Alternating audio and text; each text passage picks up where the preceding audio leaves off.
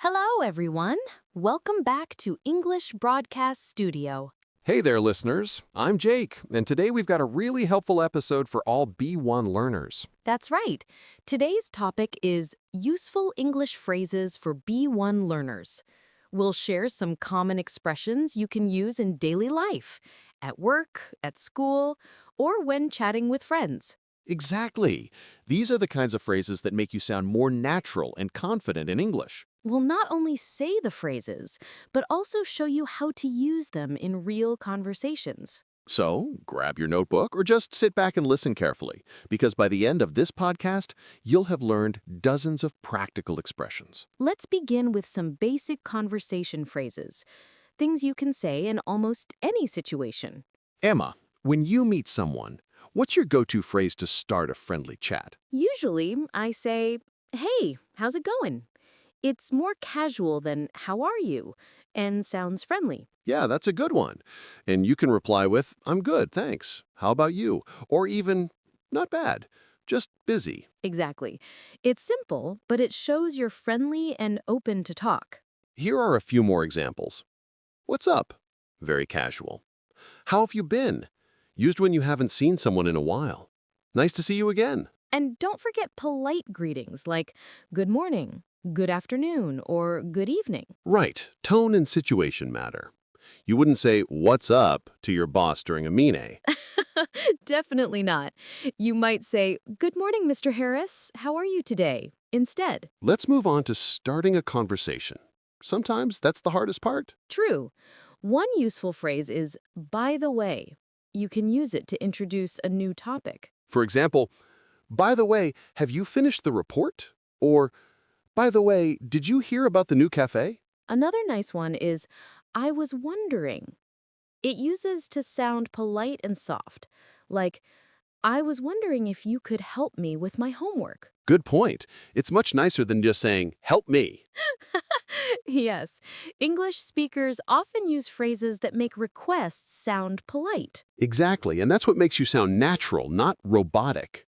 Now, let's talk about giving opinions.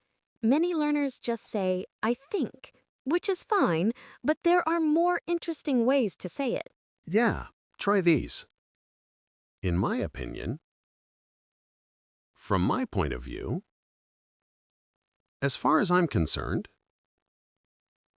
if you ask me, Here's an example. If you ask me, studying in groups is better than studying alone. nice one. It sounds friendly and confident. Also, if you agree with someone, you can say, "I totally agree with you." That's so true. Exactly. And if you disagree politely, you can say, I see your point, but I'm not sure I agree with that. That's one way to look at it, but Those are perfect for polite conversations, especially in meetings or discussions. let's imagine someone says something you didn't understand. What can you say politely? You could say, "Sorry, could you repeat that, please? I didn't quite catch that." What do you mean by that? Yes, avoid saying just, what? It can sound rude. Right. Adding "sorry" or "please" makes a big difference. And if you need time to think, you can say, let me think for a second. That's a good question. I'm not sure about that. Great phrases for keeping the conversation natural and polite. Okay, let's wrap up this part by talking about how to end a conversation politely. Sure. You can say, "Anyway, I'd better get going. It was nice talking to you. Let's catch up soon." Or if it's more formal, you can say, it was a pleasure speaking with you.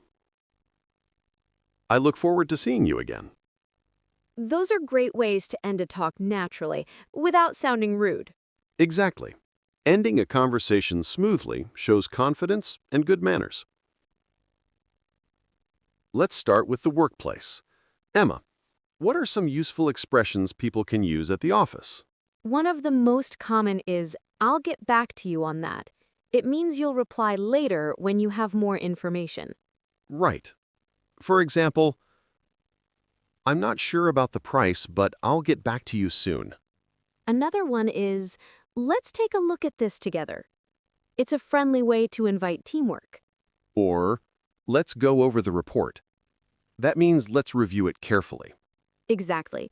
And if you want to make a suggestion, you can say, how about we try this approach?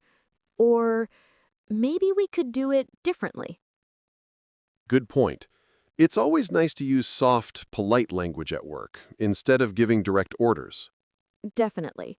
You could also say, would you mind sending me that file? Or, could you please double check this section? Those phrases sound respectful and professional. And don't forget to show appreciation. Say things like, thanks for your help, or I really appreciate your support. Great job on that project. Yes, positive language makes a huge difference in the workplace. Now, let's imagine you're traveling abroad, maybe visiting an English-speaking country. What kind of phrases do you need? Oh, lots. Let's start with transportation. At the airport, you might say, "Excuse me, where can I check in? What time does the flight board? Is this the right gate for London?" Nice.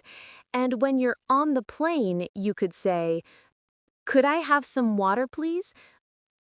Excuse me, where's the restroom? Perfect. Now, once you arrive, maybe you need a taxi. You can say, could you take me to this address, please? Or, how long will it take to get there? And at the hotel, you can say, I have a reservation under the name Emma Parker. Is breakfast included? Could I have a late checkout, please? Those are very practical. And if you're lost, you can ask, excuse me, could you tell me how to get to the station? Is it far from here? It's also helpful to know how to react when someone gives directions. You can say, okay, I got it, thank you. Let me repeat that. Go straight, then turn left. Exactly. Showing that you're trying to understand helps keep communication smooth. Let's talk about food, my favorite topic. Let's talk about food. My favorite topic. When you enter a restaurant, you can say, table for two, please. Or, could we sit by the window? And when ordering, I'd like the grilled chicken, please. Can I have the same as him? Could I see the dessert menu? If you have an allergy, it's very important to say, I'm allergic to peanuts. Does this contain any? Good safety tip. And when you finish eating, you can say, could we have the bill, please? Everything was delicious, thank you. Or even compliments to the chef. That's a very polite way to praise the food. Yes, it makes you sound kind and appreciative. Now, let's talk about a less fun situation, when something goes wrong. Right. For example, if your internet stops working, you can say, sorry to bother you, but there seems to be a problem with the Wi-Fi. Or at a store, if you bought something broken, excuse me, I'd like to return this item. It doesn't work properly. Exactly.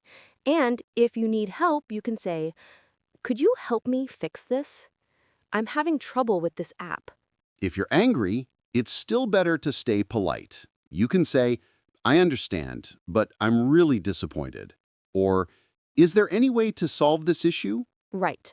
Staying calm helps get better results. And if someone apologizes to you, you can say, that's okay. Or, no problem, it happens. Or, thanks for fixing it. Jake, sometimes people struggle to express their feelings in English. True, but there are simple ways. For example, that's awesome. Or, I'm so excited. Or, that's terrible. Or, I'm a bit tired today. Good examples. And for surprise, you can say, really? No way! You're kidding. And for agreement, we often say, exactly. That's right. I couldn't agree more. These phrases make your speech more expressive and alive. Yes, they make you sound like a real English speaker, not just someone reading from a textbook. Let's share some phrases that help you keep a conversation going. Sure. You can say things like, that reminds me of, speaking of that, actually, I wanted to mention, Those are great for connecting ideas smoothly. and to show interest, you can say, really? Tell me more. That sounds interesting. What happened next? Perfect. These small phrases make your conversations longer and more engaging. Exactly. They also help you build better relationships when speaking in English. Let's start with social situations, like meeting new people at a party or an event. Sure. One of the easiest ways to start a friendly chat is by giving a compliment. You can say, I really like your jacket. That's a nice watch. You have a great sense of humor. Yes, compliments make people feel comfortable. But remember, be genuine. Absolutely. Then you can continue with questions like, so, how do you know everyone here? Is this your first time at this event? What do you do for fun? Good ones. And if you want to join a group conversation, you can say, hey, mind if I join you? What are you guys talking about? That's a nice, friendly way to connect. And when you want to keep a conversation going, you can use, that's interesting. Really? I didn't know that. Ooh, tell me more. Those short reactions show interest. They're very natural in English. Yes, silence can sometimes make people uncomfortable, so little comments help. Exactly. And when you need to leave, you can say, it was nice meeting you. Let's stay in touch. Hope to see you again soon. All friendly and polite. Perfect for social moments. Jake, how about when you want to invite someone to do something? Good one. You can say, would you like to grab a coffee sometime? How about going to the movies this weekend? Do you want to hang out after class? And to accept, you can say, sure, that sounds great. I'd love to. Count me in. Nice. And to decline politely, you can say, I'd love to, but I already have plans. Maybe another time. Thanks for inviting me, but I can't make it. Those are very polite and natural. No one feels bad. Exactly. It's all about being respectful but honest. Now, let's move on to phone calls, a part of English that scares many learners. Yes, because you can't see the other person's face. Right, but there are some phrases that can help. When you start a call, you can say, hi, this is Emma. Am I speaking with Jake? Or, hello, may I speak to Mr. Brown, please? And if you're answering the phone, you can say, good morning, this is Jake speaking. Hello, how can I help you? Great. During the call, you might say, could you speak a little slower, please? Sorry, I didn't catch that. Let me just check that information. And to end the call politely, say, thanks for calling. Talk to you soon. Have a great day. Those simple endings sound friendly and professional. Yes, and if you're leaving a voicemail, start with, hi, this is Jake. I'm calling about our meeting tomorrow. Please call me back when you can. Perfect. Short, clear, and polite. Now, let's talk about modern English, online chatting, and emails. Oh, yes, that's what we do every day. True. In emails, it's important to start politely. You can write, Dear Mr. Johnson, formal. Hi, Sarah, casual but polite. And for starting your message, you can say, I hope you're doing well. I'm writing to ask about just a quick question regarding, Good ones. And when you end an email, best regards, kind regards, take care, informal. now, for online chats or social media messages, you can use shorter forms, like, hey, how's everything? Got a minute? Thanks a lot. Exactly. Just be careful with slang or emojis in formal messages. Right, like LOL or BTW are okay with friends, but not with your boss. Yes, definitely not. Now let's share some quick tips on how to sound fluent when using these phrases. Great idea. First, don't rush. Speak clearly and give small pauses between ideas. Yes, like this. Hi, nice to meet you. I'm Jake. Short and clear. Exactly. And remember, English isn't just about what you say, but how you say it. Right. Smiling while speaking actually helps you sound friendlier, even on the phone. That's true. And if you forget a word, don't panic. Use filler phrases like, let me think. What's the word? Oh, yes. How do you say? Those help you keep the conversation going instead of stopping completely. Yes. And listening carefully is just as important as speaking. Good point.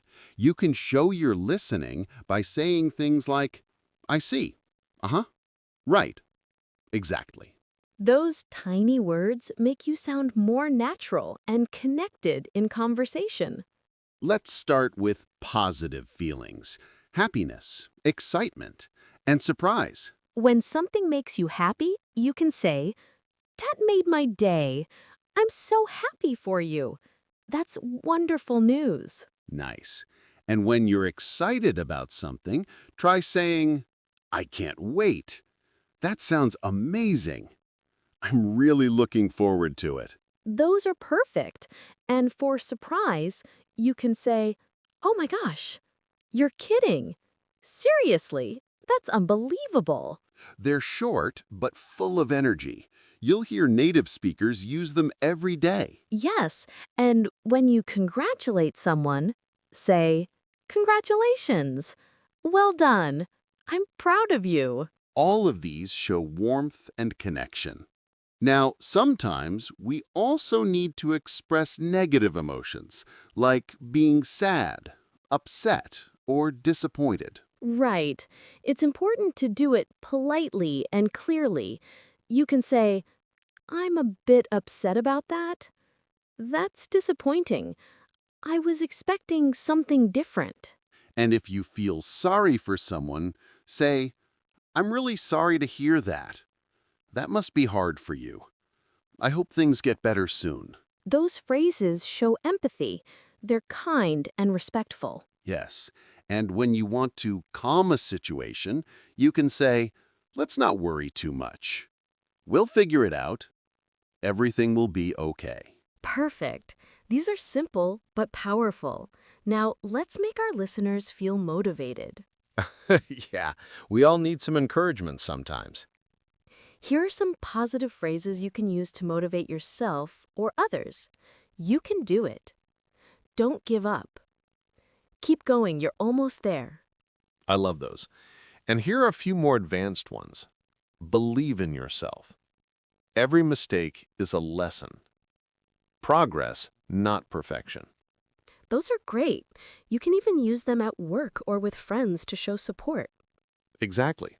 For example, I know it's tough, but you're doing great. Take it one step at a time. Or when someone feels nervous, you can say, you've got this. Don't worry, you'll do just fine. Such small phrases can really make people feel better. Yes, and may also help you sound more positive and confident in English. Now let's move to one of my favorite topics, telling stories in English. Oh, I love that too. Storytelling is a great way to practice your speaking skills. Exactly.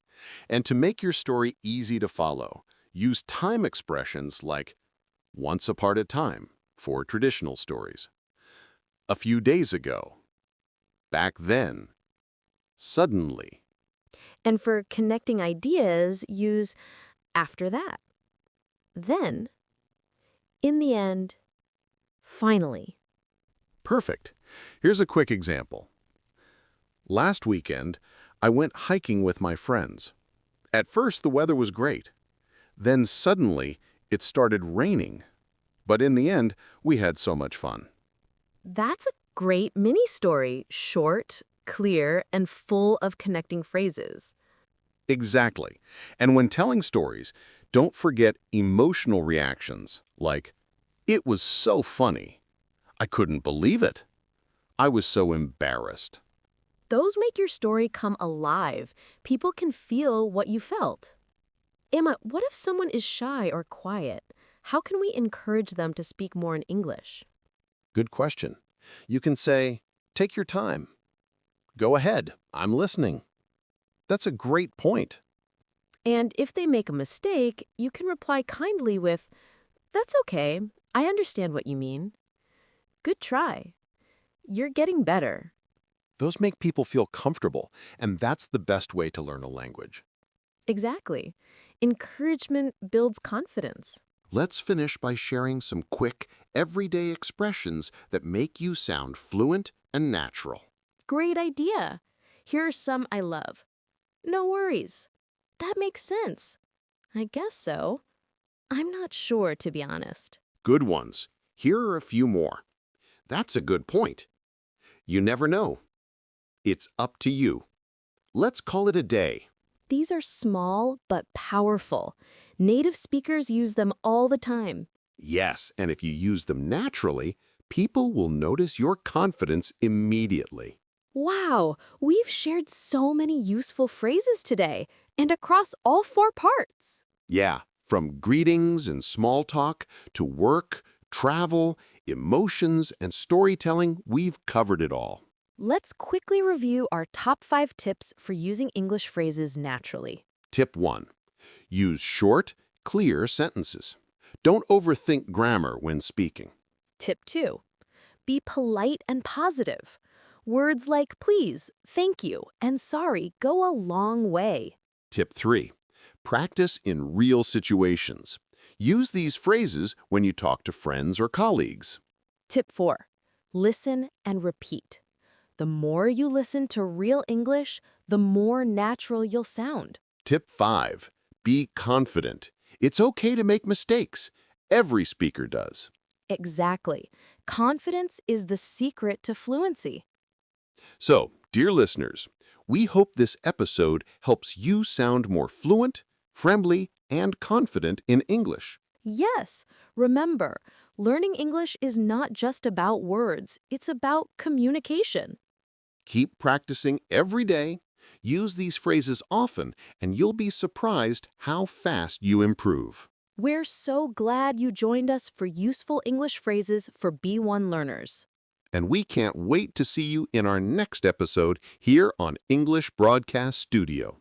Until then, keep learning, keep speaking, and keep shining. Take care, everyone. Bye for now.